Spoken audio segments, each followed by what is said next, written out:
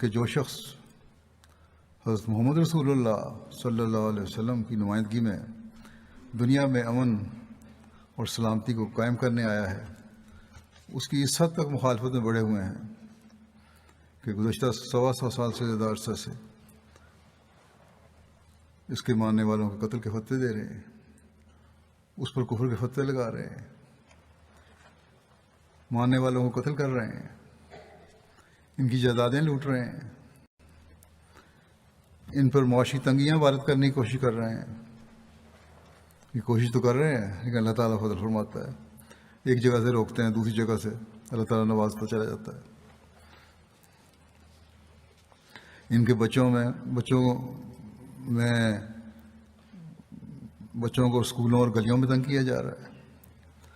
ان میں خوف و ہراس پیدا کرنے کی کوشش کی جا رہی ہے، حتیٰ کہ مردوں کی قبریں اکھیڑ کر ان کی بے حرمتی کی جا رہی ہے۔ یہ کون سا اسلام ہے جو یہ لوگ دنیا میں پھیلانا چاہتے ہیں؟ اسلام تو امن اور سلامتی کا مذہب ہے، اسلام تو محبت اور پیار کا مذہب ہے۔ آج کی عید جن کی وجہ سے منائی جا رہی ہے، وہ تو اپنی آزادی، اپنی عزت، اپنی جان خدا تعالیٰ کے لیے قربان کرنے کے لیے تیار ہوئے تھے۔ انہوں نے جس شہر کی خواہش کی تھی یا یہ دعا کی تھی کہ یہاں شہر بن جائے، تو یہ دعا کی تھی کہ رب اجعل ھذا بلدا آمنا، کہ اے میرے رب اس جگہ کو ایک پرامن شہر بنا دے، تاکہ جو یہاں رہنے والے ہوں،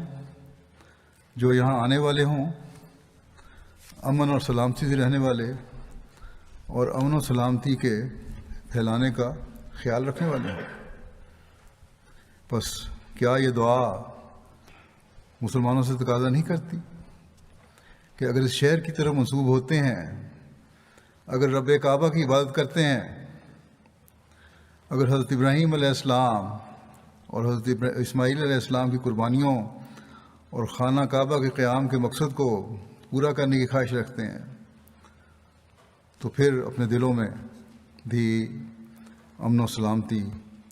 اور پیار و محبت کے شہر بسائیں۔